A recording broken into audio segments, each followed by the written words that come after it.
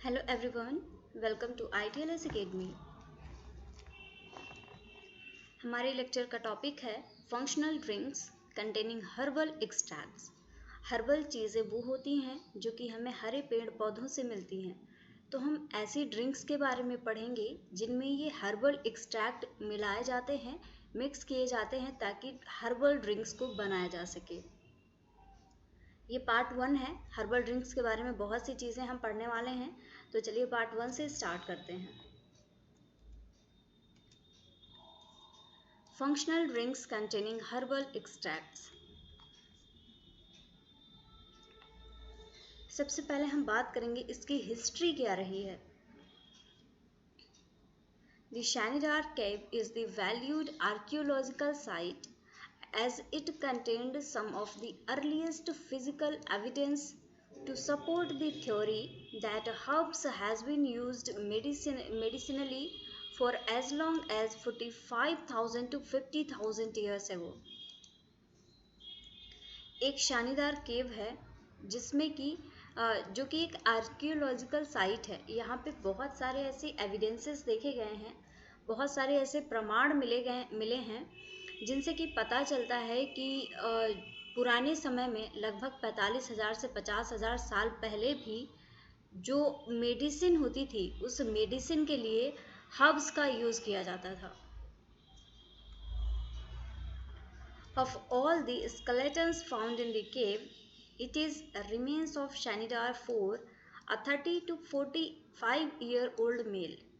जितने भी स्केलेटल मिले हैं, कंकाल तंत्र मिले हैं इस पर्टिकुलर केव में, यहाँ पे एक स्केलेटल पाया गया 30 से 45 ईयर ओल्ड मैन का, which provides the best evidence that the Netherlands, it is Neanderthals, were aware of the medicinal properties of herbs। अब ये स्केलेटल जो मिला है इसकी जब जांच पड़ताल हुई, इसकी इन्वेस्टिगेशन जब की गई तो उससे पता चला कि निएंडरथल मानव जो निएंडरथल्स थे उनको हर्ब्स की मेडिसिनल प्रॉपर्टीज़ के बारे में पूरी जानकारी थी और वो इस चीज़ को अच्छे से यूज़ करते थे।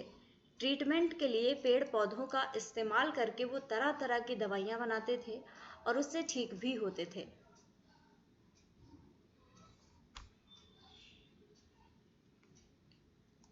यारो, कॉर्नफ्लावर, एस्टी, Barnaby's, thistle, ragweed, woody hostel and hollyhock pollens were identified, all of which have been used in traditional medicine। ये जितने भी यहाँ पे नाम दिए गए हैं ये किसी ना किसी प्रकार के ट्रेडिशनल मेडिसिन के फॉर्म में इस्तेमाल किए जाने वाले हर्ब्स हैं और जो मेडिसिन की तरह कैसे कैसे काम करते थे, स्टिमुलेंट की तरह वर्क करते हैं, एस्ट्रिंजेंट की तरह वर्क करते हैं, डाईयूरेटिक्स की तरह वर्क करते हैं, as well as anti inflammatory agents की तरह बहुत सारे प्रॉपर्टीज़ देखे गए। ये जो पर्टिकुलर नेम्स यहाँ पे दिए गए हैं, बहुत सी इनमें प्रॉपर्टीज़ थी और ये बहुत पुराने समय से, एंशियंट टाइम से यूज़ किए जा रहे हैं।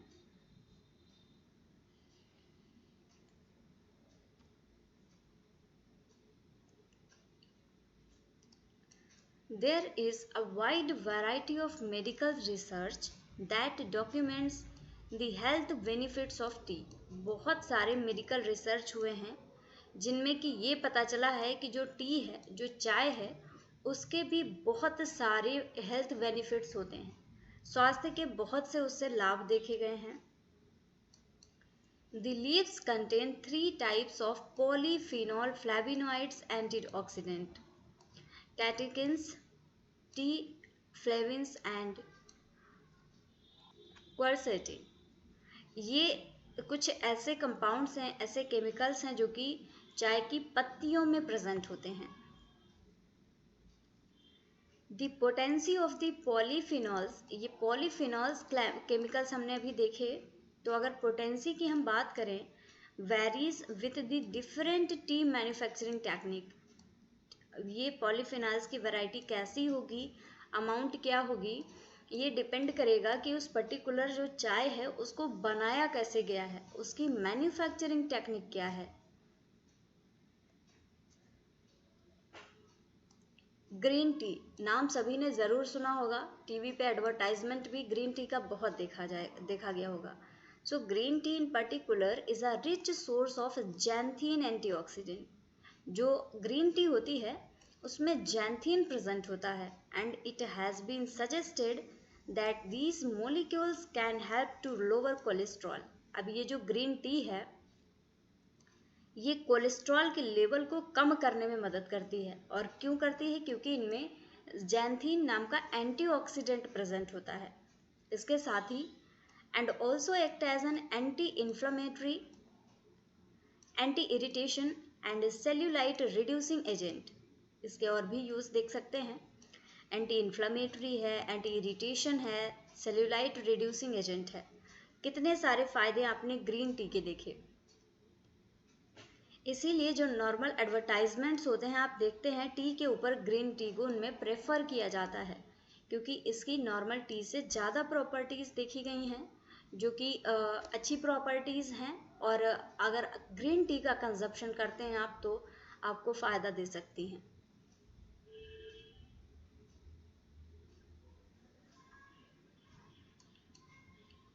White tea leaves are less mature.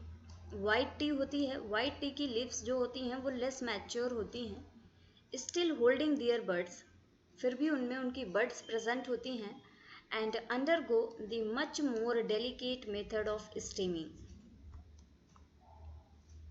Research has shown that white T has potent anti carcinogenic properties. जो वाइट टी होती है इसमें कैंसर से लड़ने की क्षमता पाई जाती है, इसमें एंटी कैंसर प्रॉपर्टीज होती हैं, एंटी कार्सिनोजेनिक प्रॉपर्टीज होती हैं, and with a rapid search in ready to drink tea varieties. Ready to drink teas होती हैं, उनकी वैराइटीज़ में ये भी आती है। इसमें बहुत ज़्यादा रैपिड सर्च देखा गया है, बहुत ग्राफ इनका इस तरीके से बढ़ा है कि बहुत स्पीड में इसका कंजप्शन किया जाने लगा है, क्योंकि ये रेडी टू ड्रिंक टी की वैरायटी में होती हैं। And it will not be long before exotic white T is a must have product. और ये समय दूर नहीं है जब ये जो वाइट टी है, एग्जॉटिक वाइट टी, ये एक मस्ट हैव प्रोडक्ट हो जाएगा। मस्ट हैव का मतलब है कि लोग इसके कंजप्शन के बिना रहना ही नहीं पसंद करेंगे। जैसे कि ज़्यादातर लोग जो हैं सुबह उठते हैं सबसे पहले चाय चाहिए होती है, तो उसी तरीके से ये भी एक मस्ट हैव प्रोडक्ट बन जाएगा।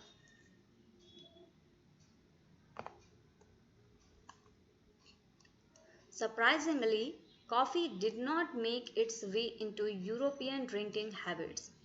कॉफ़ी अपना स्थान नहीं बना सकी यूरोपियन ड्रिंकिंग हैबिट्स में अंटिल द 17th सेंचुरी तक कॉफ़ी का ज़्यादा कोई भी स्थान नहीं था यूरोपियन ड्रिंकिंग हैबिट्स में। Originally the beverage was seen as controversial. ये जो बीवरेज था कॉफ़ी, ये काफ़ी कंट्रोवर्शियल था, काफ़ी कंट्रोवर्सीज होती थी due to its stimulating side effect, क्योंकि इसके स्टिमुलेटिंग साइड इफ़ेक्ट देखे गए थे।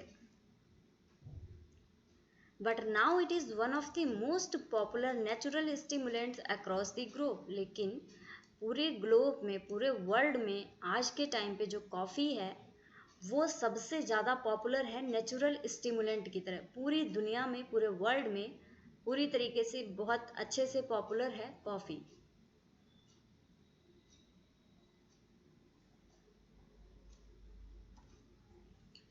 अब कॉफ़ी एक्ट कैसे करती है? कॉफ़ी में एक कैफीन नाम का पदार्थ प्रेजेंट होता है। अब ये कैफीन क्या करता है?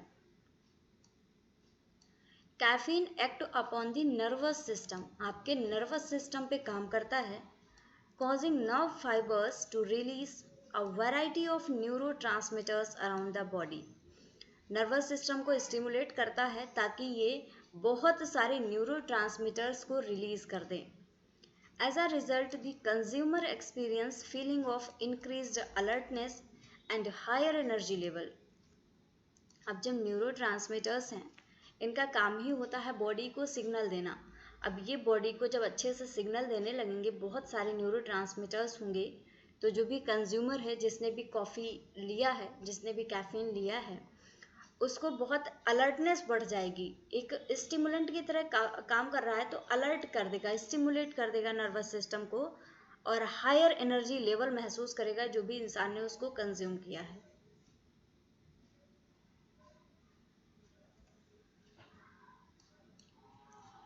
Caffeine is believed to work by blocking adenosine receptor. Caffeine की अगर हम बात करें तो ये एडिनोसिन रिसेप्टर्स को ब्लॉक करके वर्क करता है in the brain and other organs. Brain में और बाकी सारे ऑर्गन्स में ये एडिनोसिन के रिसेप्टर्स को ब्लॉक कर देता है।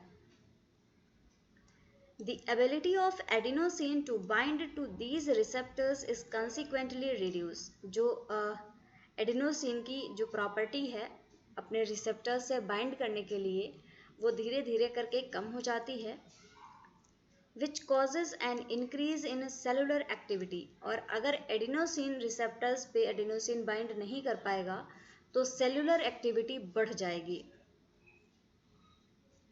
The stimulated nerve cells release the hormone epinephrine। जब नर्व सेल्स स्टिमुलेट होती हैं तो वो एपिनेफ्रिन नाम के एक हार्मोन का सिक्रेशन करवाती हैं। एपिनेफ्रिन एक फॉर्म है एड्रेनलिन हार्मोन का। इसका काम क्या होता है? Which increase the heart rate, blood pressure and blood flow to muscles. इसके साथ ही decrease blood flow to the skin and organs. Skin और ऑर्गन्स में ब्लड फ्लो को कम कर देता है, जबकि हार्ट में बढ़ा देता है। And causes the liver to release glucose. और जिसकी वजह से जो लीवर है वो ग्लूकोज को रिलीज करने लगता है।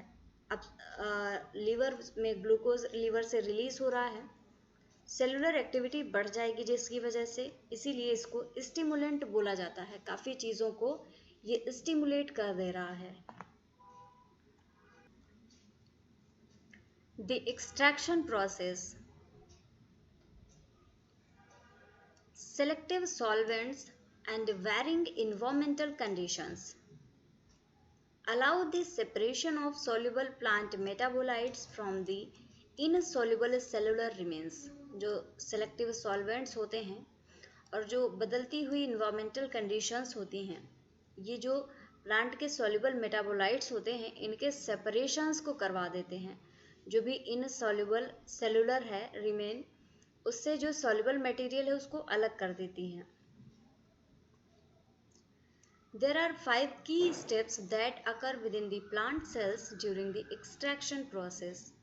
किसी भी प्लांट सेल में एक्सट्रैक्शन के दौरान होने वाली जो प्रोसेस हैं वो यहाँ पर दी गई हुई हैं। सबसे पहला होता है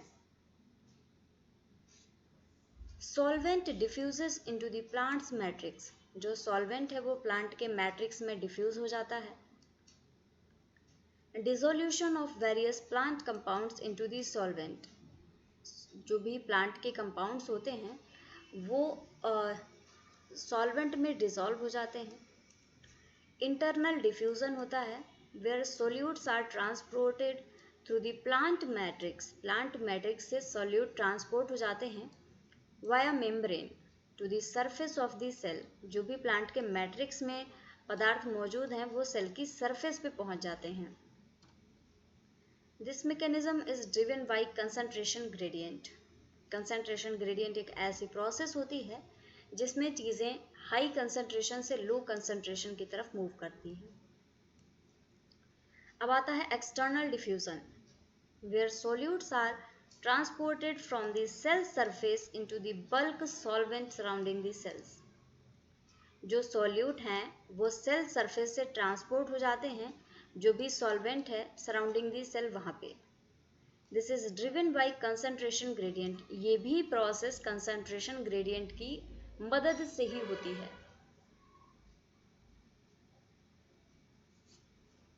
पांचवा स्टेप है solvent displacement. The relative movement of solvent compared to the solid. जो सॉल्वेंट है, सॉल्वेंट का मूवमेंट ज़्यादा होता है जो सॉलिड मटेरियल है उसकी अपेक्षा। Extraction heritage. Traditionally most extracts were made from dried herbs. पहले ज़्यादातर एक्सट्रैक्ट जो बनाए जाते थे वो सूखी हुई हर्ब से बनाए जाते थे। And these were easier to keep in good condition from one harvest to the next। और ये भी आसान था कि एक बार हार्वेस्ट करने के बाद में जब दोबारा से हर्ब्स को हार्वेस्ट किया जा रहा है तब तक उनको सुरक्षित रखा जा सके। Dried herbs are still the preferred raw material today. जो ड्राइड हर्ब्स हैं अभी भी प्रेफर्ड रॉ मटेरियल हैं। When fresh herbs are used, the increased water content, which can be as much as 90%, needs to be taken into consideration। अगर fresh herbs को use किया जा रहा है तो वाटर के कंटेंट को कंसीडर ज़रूर करना पड़ता है ताकि किसी भी प्रकार के डाइल्यूशन को अवॉइड किया जा सके। To avoid dilution of the final product, ताकि जो फाइनल प्रोडक्ट बन के रेडी हुआ है वो डाइल्यूट ना हो, वो सॉलिड फॉर्म में सॉलिड कंटेंट उसका रहे, बहुत ज़्यादा डाइल्यूट ना हो।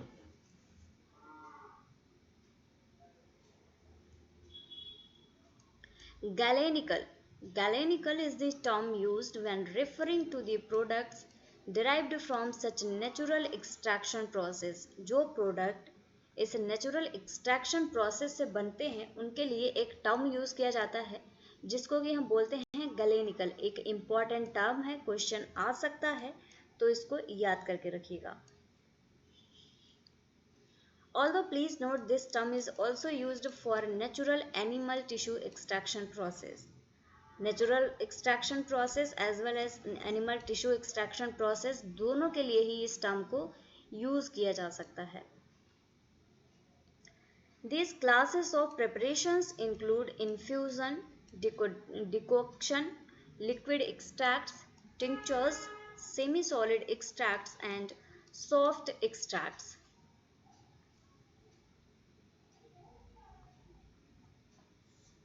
सबसे पहले बात करेंगे इन्फ्यूजन की। Infusion is a general term for preparation of aqueous extract. अगर आप एक्वस एक्सट्रैक्ट बना रहे हैं तो उसके लिए इन्फ्यूजन टर्म का यूज किया जाता है। These are traditionally prepared by pouring boiling water over the plant raw material। इसको प्रिपेयर करने के लिए प्लांट का जो रॉ मटेरियल होता है उसके ऊपर बॉइलिंग वाटर को पोर किया जाता है, उबलता हुआ खौलता हुआ पानी डाला जाता है।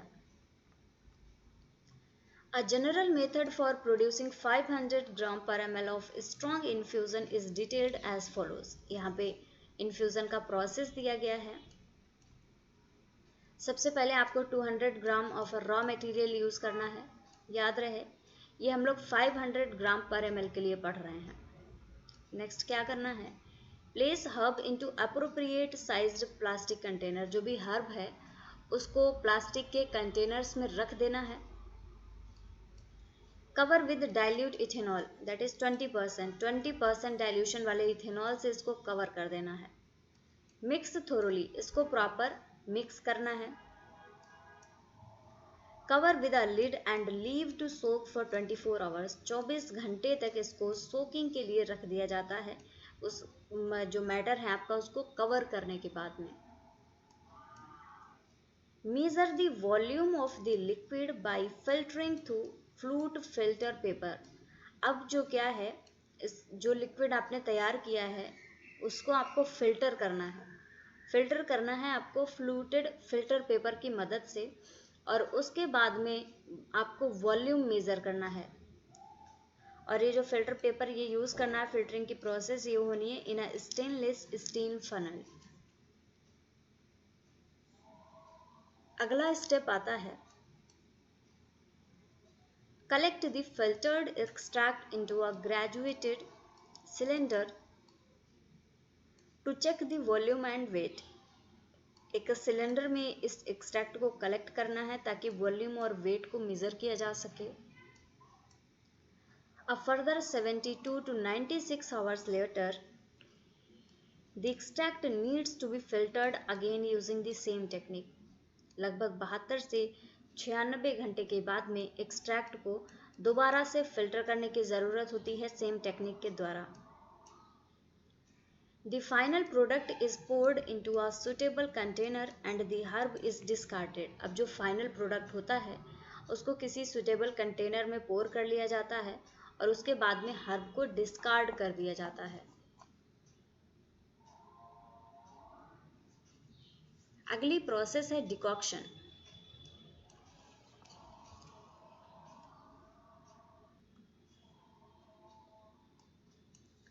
Decoction is the method employed for the extraction of harder material। जो हार्ड मटेरियल्स होते हैं उनके एक्सट्रैक्शन के लिए इस डिकॉक्शन प्रोसेस का यूज़ किया जाता है। अब हार्ड मटेरियल जैसे कि रूट है, बार्क है, जो पेड़ पौधों की जो छाल होती है और जो उनकी जड़ें होती हैं, अगर उनका एक्सट्रैक्शन करना है तो आपको इस डिकॉक्शन मेथड का यूज़ करना होता है। This is a variation on the general infusion process. जो नॉर्मल इन्फ्यूज़न प्रोसेस पढ़ी है, एक उसी का वेरिएशन है इसमें। And is that the finally divided herb is steeped in boiling water. जो हर्ब है आपकी, उसको आप बहुत छोटा छोटा सा डिवाइड कर लेंगे और उसके बाद में उसको बॉइलिंग वाटर में डालेंगे, in which heat is then supplied to keep it constantly at boiling point। इसके बाद में यहाँ पे हीट को सप्लाई किया जाता है ताकि ये लगातार बॉइलिंग टेम्परेचर पे रहे, उबलता रहे, और उसके बाद में उसको वही प्रोसेस करके फिल्टर करके आप कलेक्ट कर लेते हैं, फिर उसका वॉल्यूम एंड वेट मेजर कर लिया जाता है। नेक्स्ट आता है percolation. Percolation is a solvent extraction procedure. Percolation की प्रोसेस सॉल्वेंट को एक्सट्रैक्ट करने के लिए की जाती है, used as an alternative to the infusion process. ये एक इन्फ्यूज़न प्रोसेस का ही अल्टरनेटिव है। इन्फ्यूज़न प्रोसेस की जगह पे इसको यूज़ किया जाता है। Varying proportions of alcohol and water solvents are trickled onto the top of the raw material। बहुत सारे प्रोपोर्शन लिए जाते हैं अल्कोहल के और वाटर सॉल्वेंट के, और रॉ मटेरियल के ऊपर इनको रखा जाता है, which is contained in either a glass और metal column known as percolator. एक परकोलेटर होता है इस तरीके का, कोई ग्लास का भी हो सकता है, मेटल का भी हो सकता है। इसी में अल्कोहल और वाटर के बहुत सारे जो सॉल्वेंट है वो रखा जाता है, और इसी में आपका रॉ मटेरियल भी रखा होता है।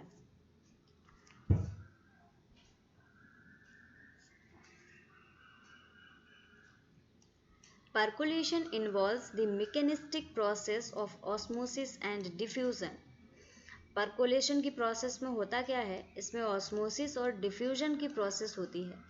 ऑस्मोसिस डिफ्यूजन में क्या होता है, कंसंट्रेशन के बेस पे जो आपका सॉल्वेंट है वो इधर से उधर मूव करता है, in and out of the cell, या तो सेल से बाहर जाएगा या फिर सेल के अंदर आएगा। This gentle method can be used in the production of natural flavors। इस मेथड का यूज किया जाता है नेचुरल फ्लेवर्स के प्रोडक्शन के लिए।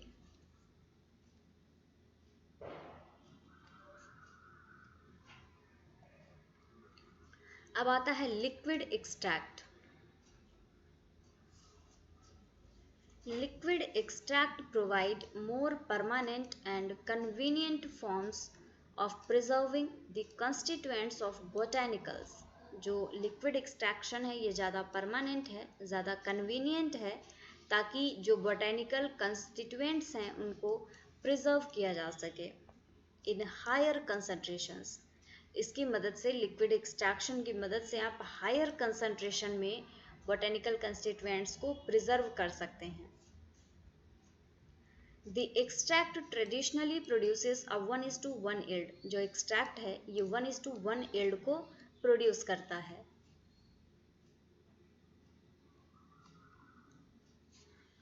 नेक्स्ट आता है soft extract. The main application for a soft extract in a soft drink is when the product label claims a relatively high level of plant active in its formulation.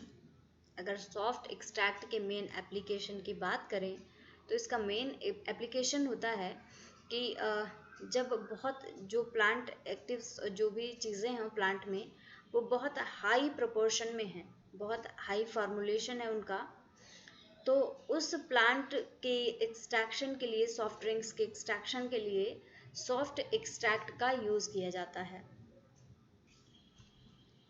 The extract may need to contain a specified concentration of acid active within it to guarantee the advertised claim is met। जो extract है इसके लिए ज़रूरत पड़ सकती है कि किसी भी स्पेसिफाइड कंसंट्रेशन के लिए ये उसको स्पेसिफाई करे, जो भी ऐसे है एक्टिव हैं वो जो भी चीज़ें प्लांट एक्सट्रैक्ट की, ताकि जो भी एडवर्टाइज किया गया है, जो भी एडवर्टाइजमेंट दिया गया है सॉफ्ट एक्सट्रैक्ट के लिए, प्रोडक्ट के लिए, उस क्लेम की ये गारंटी दे सके। इस वजह से स्पेसिफाइड कंसंट्रेशंस को इसे कंसीडर करना पड़ता है।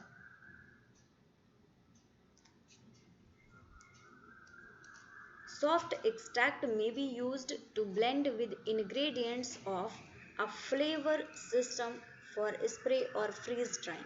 Soft extract का यूज़ कुछ और प्रोसेस के लिए भी किया जा सकता है, जैसे कि इंग्रेडिएंट्स की मिक्सिंग के लिए, ब्लेंडिंग के लिए।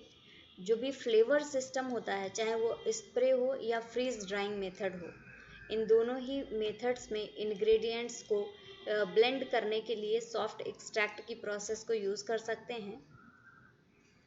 When this system is required to contain botanical components, और ये उन केसेस में होता है जहाँ पर सिस्टम को बॉटेनिकल कंपोनेंट्स कंटेन करने की ज़रूरत होती है, उस समय पर सॉफ्ट एक्सट्रैक्ट की प्रोसेस के द्वारा जो भी आपका एक्सट्रैक्ट है, आप या तो उसको स्प्रे ड्राइंग प्रोसेस से ड्राई करेंगे या फिर फ्रीज ड्राइंग से। ये दोनों हम प्रीवियस लेक्चर में पढ़ भी चुके हैं ड्राइंग की प्रोसेसेस को। तो इन्हीं प्रोसेसेस में होता क्या है कि इंग्रेडिएंट्स को ब्लेंड भी किया जाता है ड्राई करने के लिए। तो उस ब्लेंडिंग के लिए सॉफ्ट एक्सट्रैक्ट की प्रोसेस यूज की जा सकती है, और जहाँ पे भी बॉटेनिकल कंपोनेंट्स होंगे वहाँ पे आप सॉफ्ट एक्सट्रैक्ट की इस प्रोसेस को यूज कर सकते हैं।